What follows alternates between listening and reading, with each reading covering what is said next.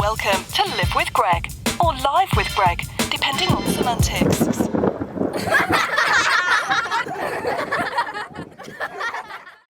You know, what I've discovered in living with Greg, that's what's most important is that you're happy.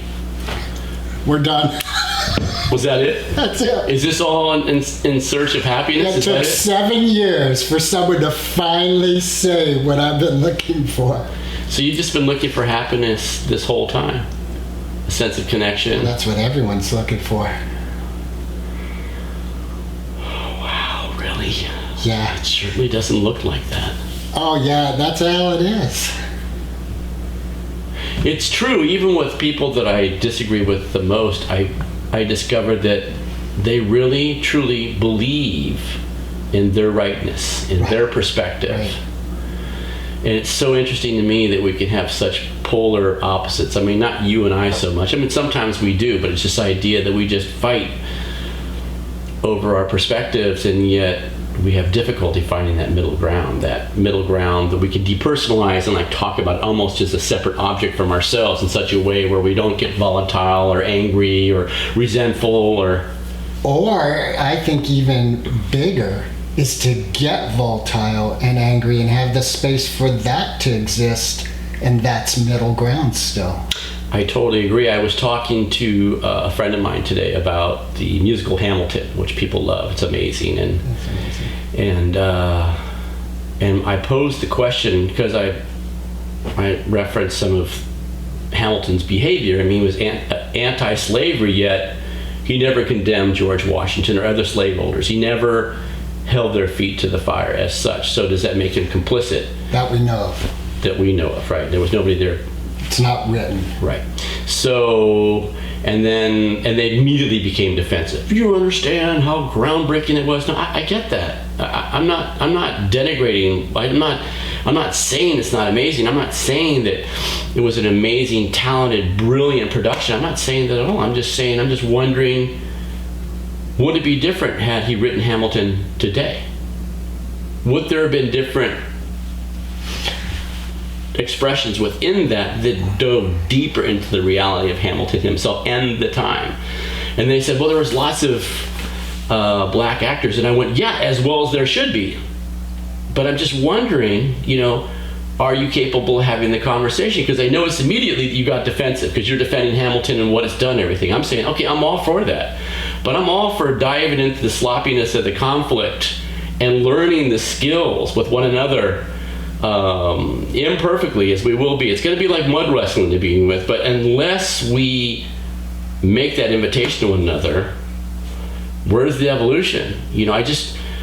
I want to be honest, and I want to be transparent about it, and it's not going to be comfortable, and it's going to be sloppy, and it's going to be reactive, but what other choice is there at this point, really? I mean, the cat's out of the bag. Poor cat, she's got a bad rap, but the curtain's been pulled back. Wizard of Oz reference. I'm just so out of ideas.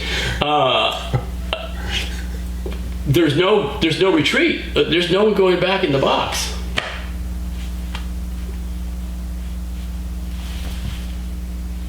Well, here's what my thought is on that whole thing is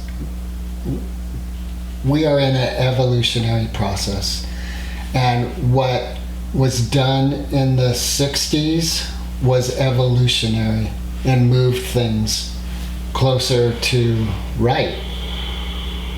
And in your mind? Well, that's what I was going to say. Like, there's a place though where it is right. There's real and unreal. There is, I have faith in that. There is real and there's unreal. And well, the perspective on rightness is a really interesting topic because, again, it goes to your perspective as such. I mean, there are many people feeling that America is being torn down, like the statues are being torn down and they're destroying our values, and the what was referred to the left as the wasn't fascist. It was this whole idea that this insurgency within the United States is destroying America, not the present administration, Right. And so, we shouldn't tear down the statues of Confederate leaders. We shouldn't tear down the statues of conquistadors. We shouldn't rename the military bases named after Confederate leaders. Or sports teams, for that matter, that were called the Indians. Right. But so in my mind, that's a ridiculous thing to be debating. Well, I think you were the one that mentioned, or I think someone mentioned to me, Jon Stewart, saying no one complained when they tore down the statue of Saddam Hussein. Right. That's exactly it. And if we had if someone erected a statue of Hitler in the middle of Dolores Park in San Francisco, I don't think anyone would, or even let's say in Alabama. Well, okay, there'd be a couple people who would. That's just it. Like that. You will not be replaced. There's the fire. Like my deepest respect is for the people I hear about who are truly standing in the fire of hatred and ignorance, and they can hold steady. And I've seen lives changed. The mother who is living right next door to the guy who killed her son, and they bonded, and now they have a mother-son relationship. And hearing, Desmond Tutu and him talking about the importance of forgiveness, and it's not a weakness, it's actually really a strength. Building upon those things, like even if I feel right and I'm righteous anger, to not act from that, for me to stand in my fire. Well, I think you'll act from it, but perhaps can you practice allowing the capacity to be in the crucible? Can you, despite that, can you listen long enough to understand somebody else's perspective, whether you agree with it or not? Can you hold your seat in the fire of that discomfort and travel through it? Nobody likes to be criticized. Everybody would rather be, right, and for the most part, than happy. So, which was where we started. So I think that's the capacity that we're dealing with. That's, and then to be able to look at the revisionist history, how things are candy coated and wrapped in such a way and sold and perpetuated generation after generation after generation. Yes. I had two questions I thought of to ask you. Oh, okay. One was about recovery. Mm-hmm. Is there an experience you have, a peak experience you have, where you chose recovery? You were like, okay, you know what I mean?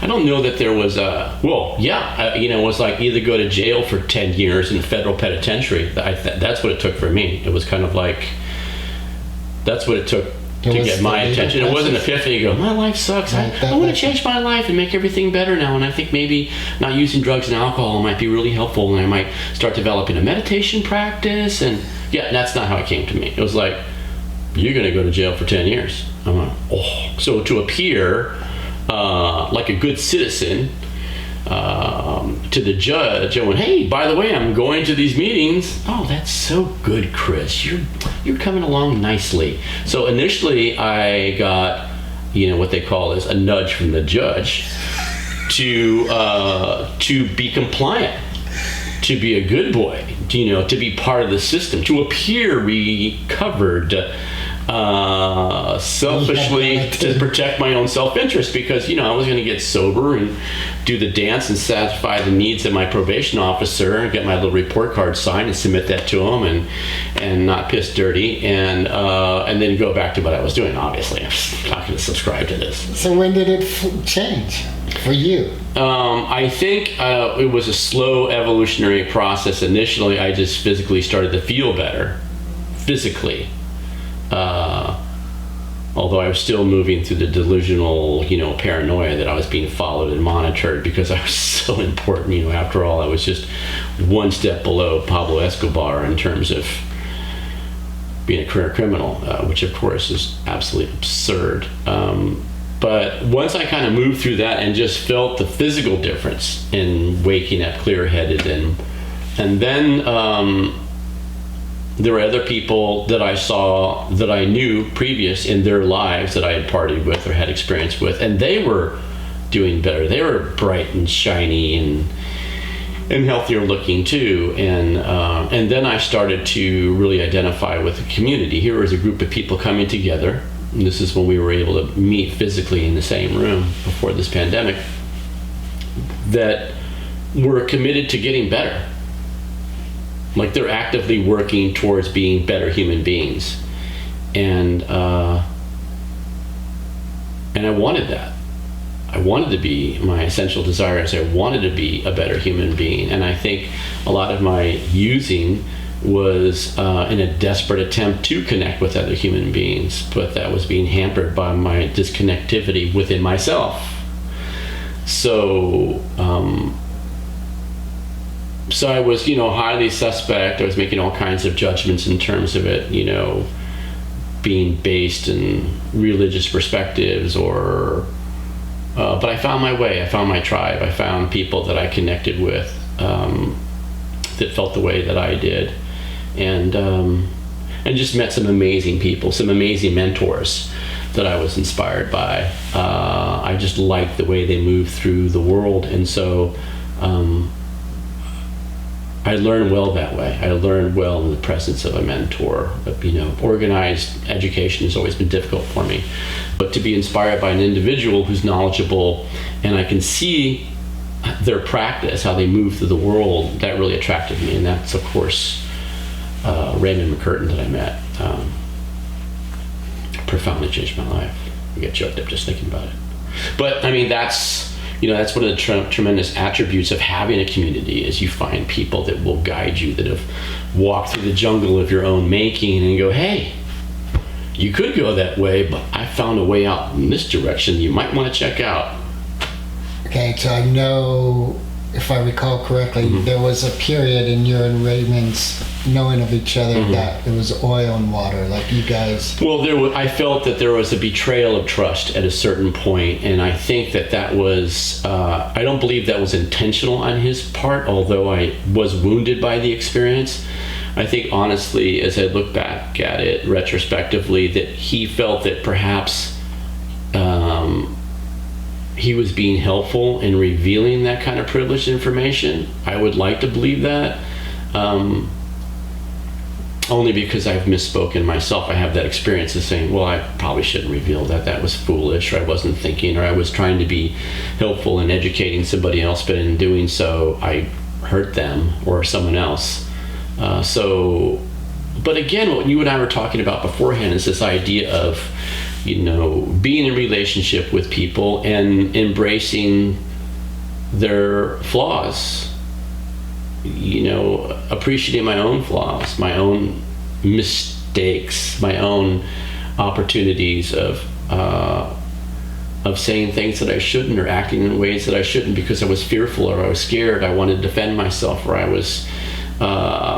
felt under attack through criticism, or there's just a whole labyrinth of other possibilities and such, because we're so imperfect and doing the very best we can, that sometimes there are those opportunities where we harm each other.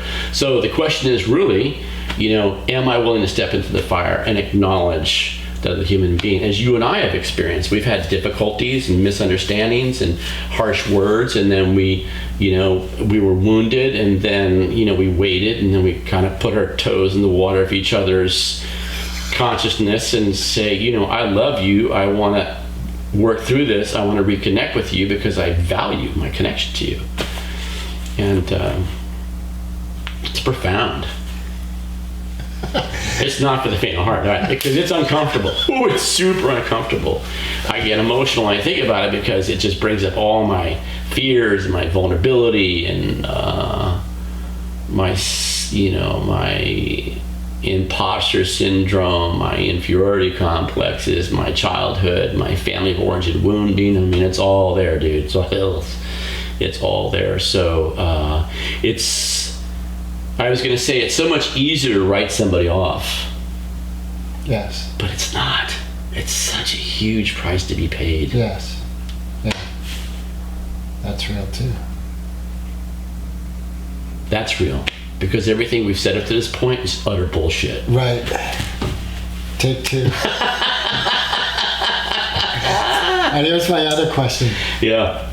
Do you have an experience that for you has proven a spiritual realm, an existence beyond the physical for three-dimensional world we live in? Have I entered into the fourth dimension? No. I mean, like, do you have an experience that for you, like you and I have talked about God pretty easily. It's a word that doesn't bother us. It's just a word. Right. But it has Words can be hurtful, though. It has a lot of implications. Yeah, it's saying a lot. So, do you have an experience in your life where you're like, God is real?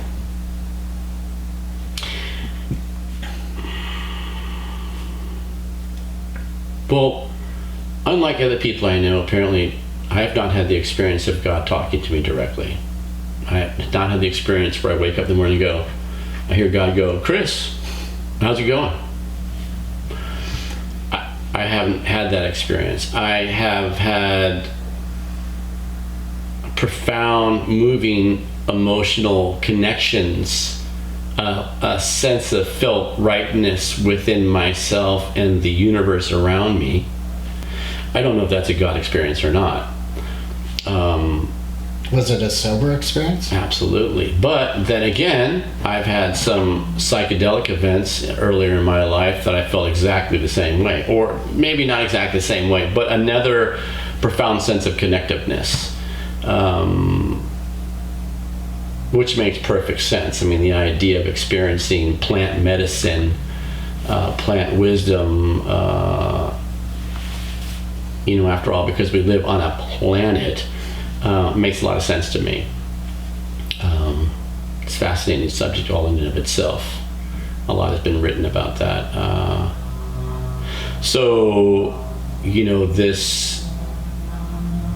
This desire for a deeper connection, this desire to have the awareness of not being fooled by the illusion of the self. And I don't really know enough about it to speak in terms of much more learned people that could describe it to you, but this idea of a disidentification with the image I have for myself, or that, for that matter, that the world has for me. It's just very valuable inquiry when you can develop that kind of awareness as to, who you are, what are you, where did you come from, where are you going, what's your purpose, how do you move through this world in such a way where you have a sense of being in integrity. These are the profound questions that I ask myself more and more. But I think that's what happens to us as individuals when we get older. It's kind of like, it's not whether she likes me or not or wants to go on a date. It's more like, how do I feel about myself as a human being, and what are my relationships to my friends and my family? How do I better serve them? How can I be a more loving person? How can I express deeper compassion for myself and for the world? And how do I become a better ally? An ally to what? To other individuals. I was interesting. I was watching a documentary recently about the Dalai Lama, the Great 14th. It was a well-made documentary, and but what I noticed about it was, the obvious reverence for the Dalai Lama, which is amazing. His story as such, very profound, gifted teacher of peace and compassion. But I was fascinated by the fact that they didn't ask questions like, do you ever get mad? Do you ever want to just break something? I think I was just curious about the humanity of the Dalai Lama, right? Here, and I think that's true of all of us. I think that it's easy to separate ourselves from our humanity,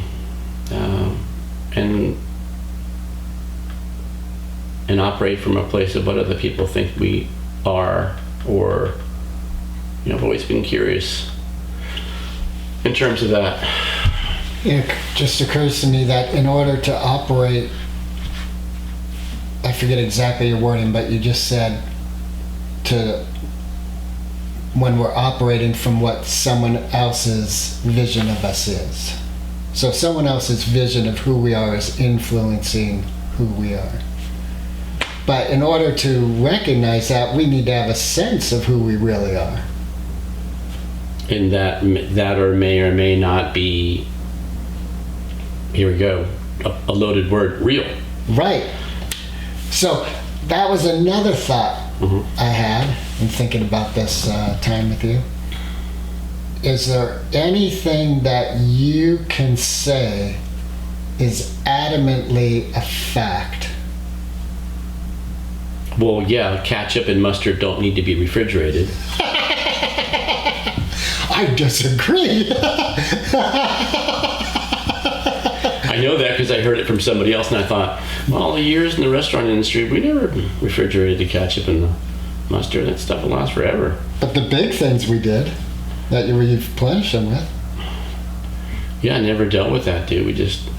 Oh, you had our slave busboys doing it for you. Well, I don't remember doing that. I remember, I do remember like refilling the ketchup containers back in the day when this were in the refrigerator for a long period of storage, but everything was on the table. And I mean, I've been in diners back in the day, and I don't think they ever refrigerated it,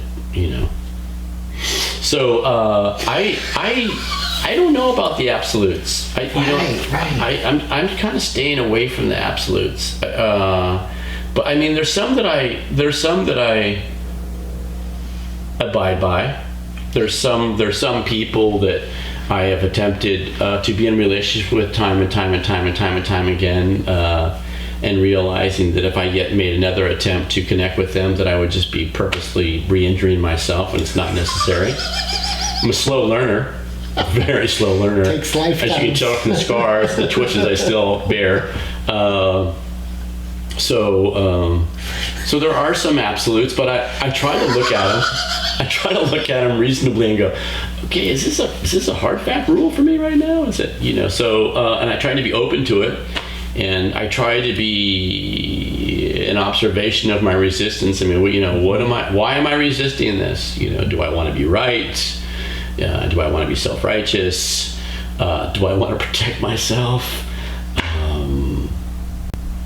Those are all very charged. They're all very, very charged. And then kind of be aware of like, okay, so what's my download? What's my operating system, right? Do I need to wipe my hard drives and start over again? Do I need to keep some of my files and delete others? I mean, do I need to run some malware here because I'm kind of fucked up? I mean, it's kind of like, so, but I think that's the awareness that one needs to practice. And sometimes it's just by happenstance. Sometimes you're a point in life, at least it's been my experience, where everything is just through circumstances beyond your control, and others fully within your control. Everything is stripped away from you, and there's a reckoning.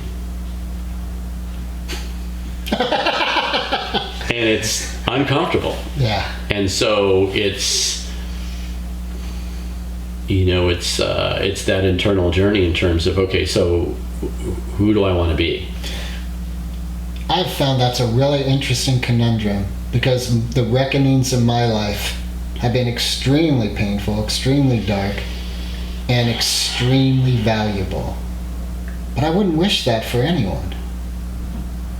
Yeah, it's not like you would wrap that up and offer it to somebody as a birthday gift. Right. You're going to suffer tremendously for the next 2 years, but you're going to look back at it as just like the most amazing opportunity you've ever had in your life. Right. I don't know if I want to open this up. Yeah, if I were you, I wouldn't do it. But it's worth it. Not really. It may be. I don't know. It's your individual choice. It's like, that's a tough one. You don't want to get that gift certificate. That's like, oh. But, when I think about the different my own personal experiences. Like when I was initially arrested, I thought, okay, that's the worst thing that's ever going to happen to me, and possibly facing 10 years in a federal penitentiary, and then it introduced me to recovery. It introduced me to this concept that I could move through the world, one day at a time without destroying myself with drugs and alcohol. It was amazing. When I think about my nervous breakdown, where I ended up in a psych ward, looking at everybody else thinking, well, they're crazy, and realize, oh, wait a second. I'm in the same room with all the rest of these people. That means that I'm crazy too. Was yet another opportunity to reinvent myself, to let go of the pretense, to really fully examine my wounding and what evolutionary changes I need to make to become comfortable in my own skin, and finding the teachers that were willing to participate in that evolution. So, and unfortunately, I'm sure there are others coming down, I don't know. There's probably, in the Santa's workshop, they're getting together to go, this is going to be amazing. Chris is really going to grow with this one. He may not survive, but afterwards, if he does, you'll probably really think, wow, that was worth it. Maybe not. That reminds me of Tig Notaro. Are you familiar with her? She's a stand-up comedian, brilliant. Give you the Reader's Digest that's relevant to this. She went through a bunch of crazy shit. Her mom died, her lover left her, she had this bacteria that was eating her gut, she had breast cancer, all in a period of about a month. And she did a stand-up routine right in the midst of this, because that's what she is, a stand-up comic. And part of it was, like, she's always heard that God only gives you what you can handle. She's like, she could just picture God like, I think she can do this. There's that element of like, that's the conundrum, right? Like, the suffering, like, really? Yeah. Is this necessary? Yeah, doing all this now. Now you want to put me in an airplane crash? Really? Do we have to do that too? Right. Yeah, well, I mean, Santa's workshop. That's another element in this life that I wonder about. Santa's workshop. You made that reference of something else. Real. There's not really a Santa's workshop. Or maybe there is. I don't know. Who am I to say? This is family friendly, all right? Oh, there's an absolute. There's an absolute I just shot. Yeah, anyway. I just shot Santa's workshop through the heart. That's horrible. I think we have to stop. Take 3. That conundrum. That's a conundrum for me, how life's gifts are suffering. Like a lot of my deepest learning has been from suffering. So there's no profound learnings from joy? Well, that's a great question. Like, why aren't I dwelling on that? Why am I focusing on? Well, much more, people, and I speak from my own experience, I spend much more time analyzing what's wrong than what's good. Right. I don't wake up in the morning feeling good and go, why is it so good today? I just wake up and going, I feel shitty. I wonder what's wrong. It's like, so when you think about it, I mean, you've done comedy, that's part of your life. So, I mean, there's much more books on tragedy. I mean, there's not a whole lot of books on, hey, let's embrace humor. What makes for funny? Because funny is very subjective. Yeah. It's elusive. Whereas we get tragedy. Oh, this is bad. We can all agree this is bad. Very, very bad. But we can't all agree on what's happy. We can't all agree on what's joyous. Or maybe we can't. I don't know. Maybe I haven't thought it through. But I would agree with you that right now, as it stands, my greatest lessons have come from painful experiences. But now that we've had this conversation, I'm going to bring more attention and look at, all right, what are the greatest lessons I've gotten from joyous? I think that's a subject for a book. It might be a short book. Don't worry, be happy. Exactly. I heard that. I went, that's stupid. A lot of people do. Right, but you really think about worry. I mean, it's then again, that's identifying with the self. It's like I heard this great talk one time, and he was describing how life is just like it's like you're standing at the banks of a river of shit, and these giant turds are rolling by, and you're not really affected by it. You can see the river's over here, it's full of shit, and these giant turds are going by, but you can bear witness to it, but you have a certain distance from it. It's only when you plunge in the river and grab and wrestle one of these giant turds to the shore, and now you have a problem, because now you're covered in shit. But you were the one that ran in and grabbed it and wrestled it out of the river of shit. So, I wonder how the Dalai Lama would feel about that. But, so it's really this idea of, what do I choose to embrace? What thoughts do I choose to entertain? What do I choose to focus on? And that's something that I try to explore every day. And sometimes I'm so hooked, I'm so caught up in negative thinking, and it's just, and I know better. Yet, and I can talk to somebody else and recommend they do A, B, D, and C to free themselves from that attachment. But it's very difficult for me sometimes to do that. And I've read about other people that I admire that are brilliant teachers, like Pema Chodron. She's talking about the time she was at an event with her boyfriend, and forgive me, Pema, if I misquoted this out of your book, but she's talking about being in this event with her boyfriend. I think it was to raise money for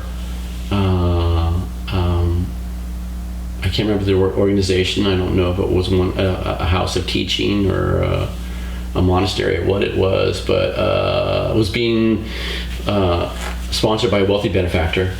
And she looks over and she looks at her boyfriend, who's like laughing, talking to a rather attractive woman. And she was immediately struck with jealousy. Okay, this is Pema. She's been doing her practice for 30 some odd years, and she's an amazing teacher, spiritually grounded, innovator of spiritual thought and awareness practice. And she's struck with jealousy to the core, to the point where she realizes she wants to smash something.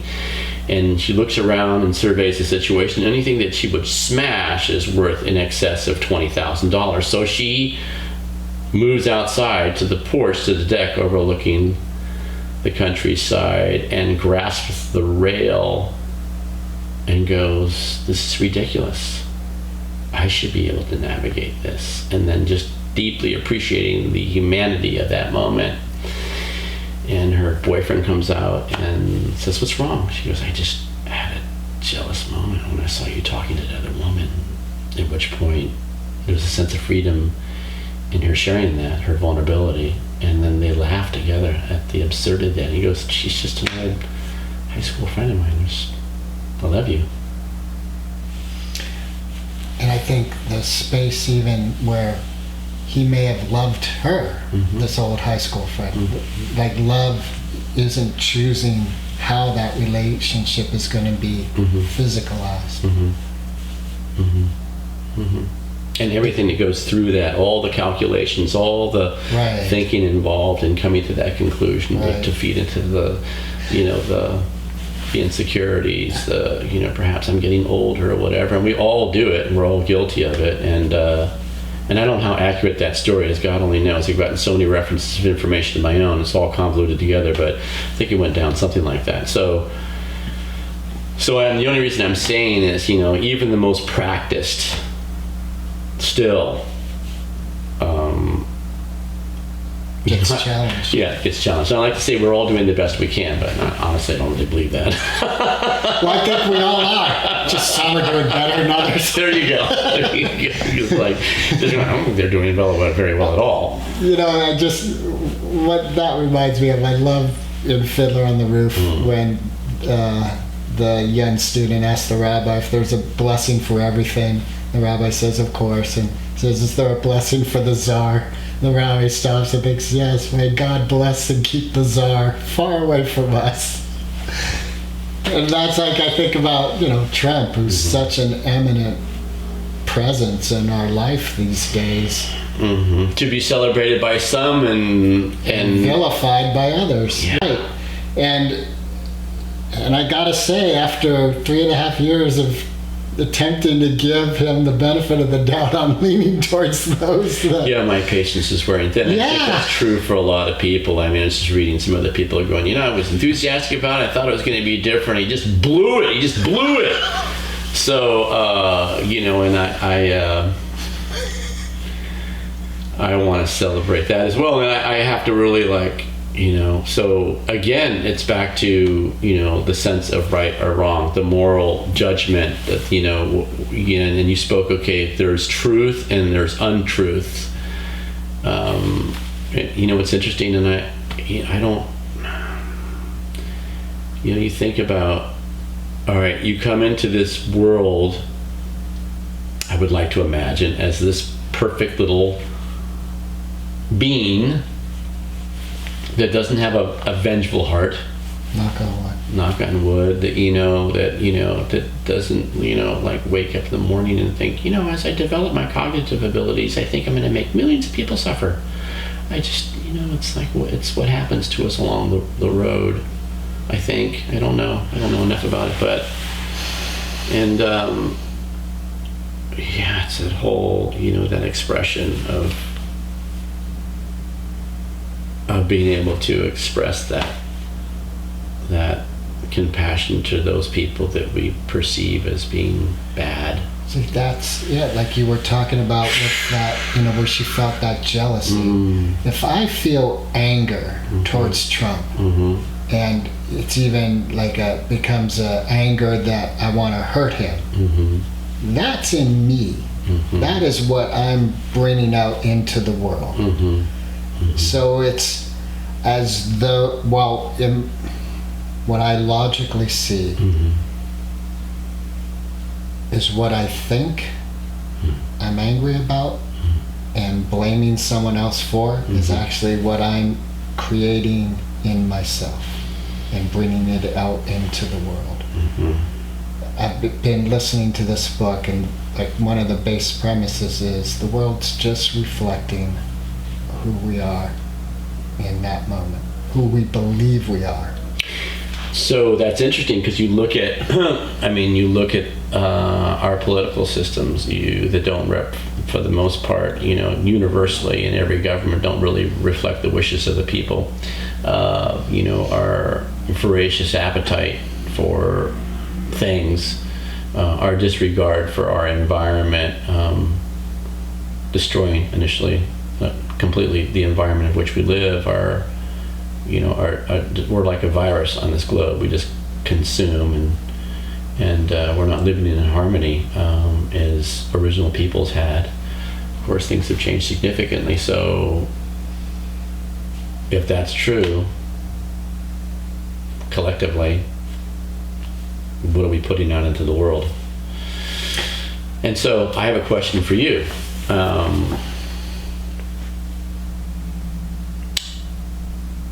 In my own case, when I think about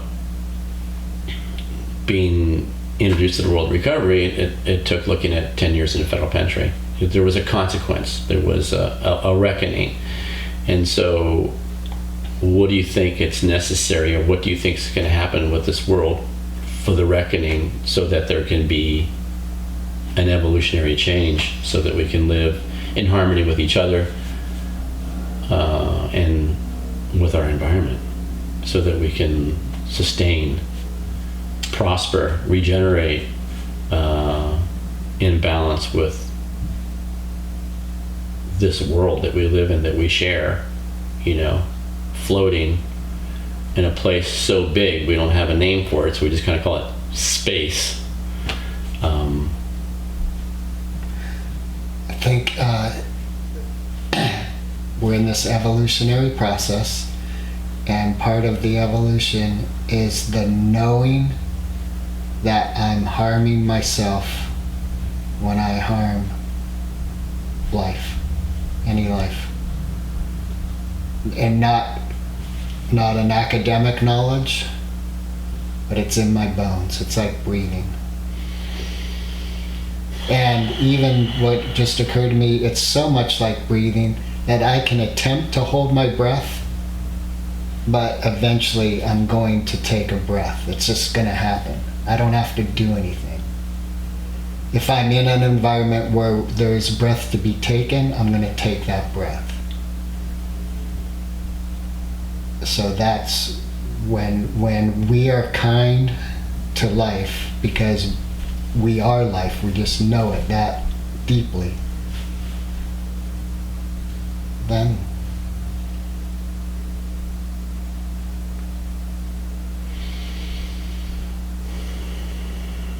I think it's certainly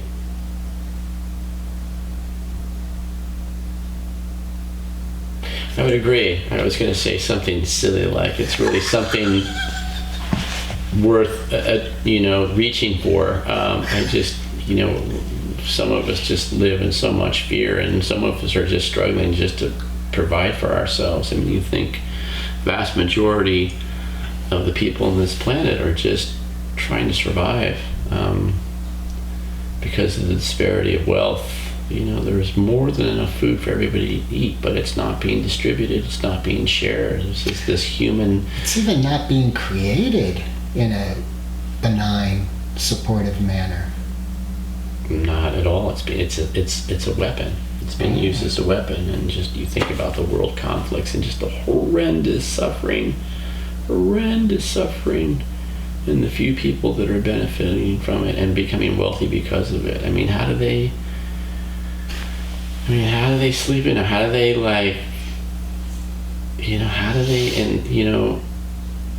how can they think for a moment that their children are any better or more deserving than somebody else's child? That's fear. That's so... You can say it's stupid. So it makes me think that this sounds almost like something a child would say, or maybe perhaps a child needs to say this, but it just seems to me that there needs to be like a universal spiritual awakening. Well, that's where I have faith in evolution. Like that, I think when you say there has to be, it's something in the future. I am of the mind we're in the process of it. We always have been, we are now, and we will be in the process of spiritual awakening.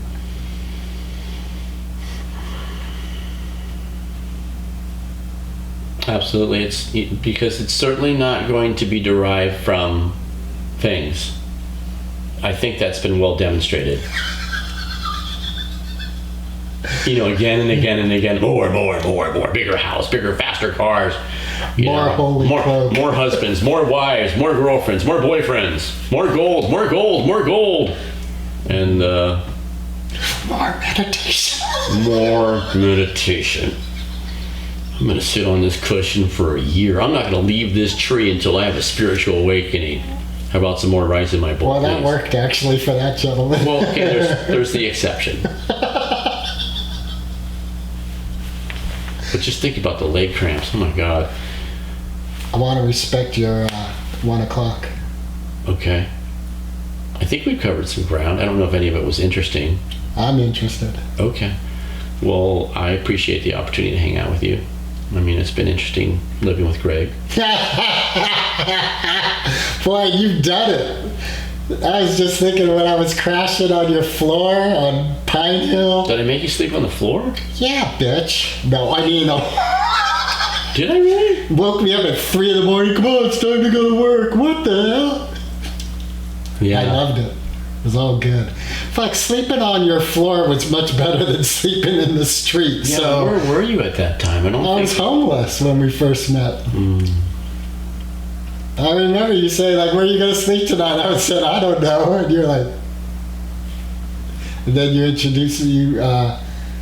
spoke with Nick. Mm-hmm. And that's when I moved into their place. Wow. Yeah. It's cool. It's all right. Yeah. I know you'd think a homeless guy would be more interested in your money than I was. Yeah. Oh, I think I left some money out for you to Yeah. steal too, and you never took it. Yeah, I never even saw it. I guess I wasn't as obvious about it as I should have. It was just, I did that generally just to kind of get a sense of where people are at. And, I mean, if they really needed it, I would have understood it completely. But, Better to ask for it. yeah, it's just better to ask.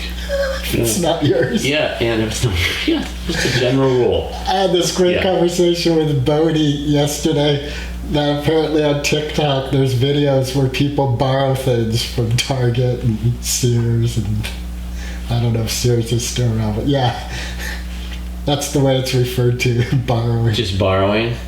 Yeah. I may or may not give it back, or maybe I'll gift it to somebody else. Well, there's something too. I forget the rhyme. I don't think this is it, but in essence, if it's a chain, there's no blame, or something like that.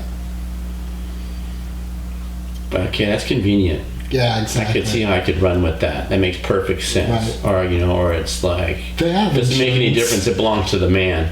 God knows I've embraced that before Right. too. So Right. Same I here. get that in my sense of entitlement Right. because I don't have anything. So, then I can wrap it up in my little victim candy wrapper and call it a day. So I understand that as well. Yeah. Well, I hope that there's some other day, in the future, that we can hang out together again. Sure. And, there's no guarantee. It's interesting, this illusion that we have. Like I go, see you later. And there's absolutely no guarantee. And what I found interesting, I've tried this with my friends too, and you might try this, or if you find it entertaining, is that you look deeply in somebody's eyes and I go, I just want to thank you so much for the time we spent together. Because in the event that I never see you again, I just want you to know that I love you. Freaks people out. They go, oh my God, are you sick? Is there something you haven't told me? Are you dying of cancer? I go, no, I'm just saying there's no guarantees. I just want you to know that, how I feel about you. It's so much fun.